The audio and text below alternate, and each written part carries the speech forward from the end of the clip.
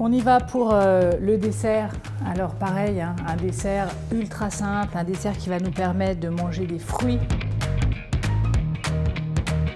On y va pour réaliser cette recette d'invisible du verger pomme-poire. Essayez de ne pas commencer par éplucher les fruits parce qu'ils vont un petit peu noircir et ce qui ne sera pas hyper joli au moment de la cuisson et du rendu du gâteau.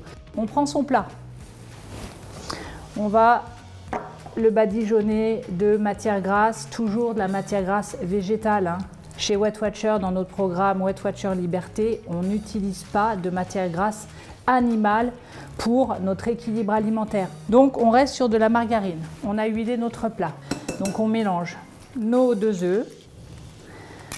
On rajoute 2 cuillères à café de sirop d'agave qui a un pouvoir très sucrant. Et l'intérêt, c'est d'éviter justement de rajouter du sucre traditionnel. On rajoute 1 cuillère à café d'arôme de vanille, des noix de pécan, 7 très précisément.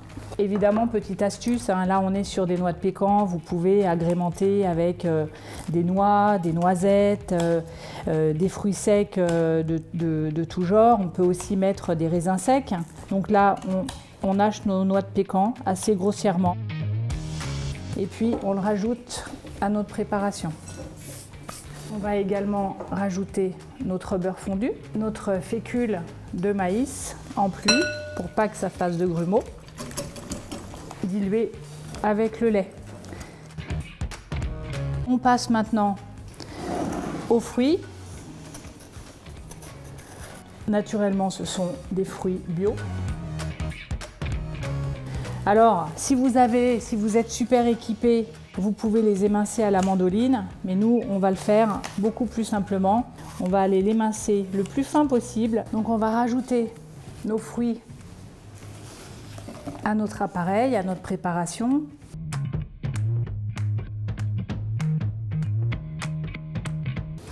Alors, l'invisible, ce qu'il a de canon, ce gâteau, c'est qu'on peut complètement trouver des variantes de saison. On peut même tenter de le faire avec une version salée.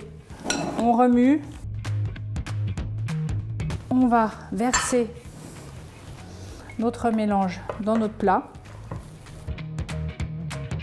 C'est vraiment un dessert qu'on peut réaliser avec les enfants. C'est hyper important de leur donner le bon message dès le début hein, de leur vie. Et puis on va enfourner pour 1 heure à 180 degrés. Donc le four n'est pas trop chaud. Vous allez adorer. Allez, ciao!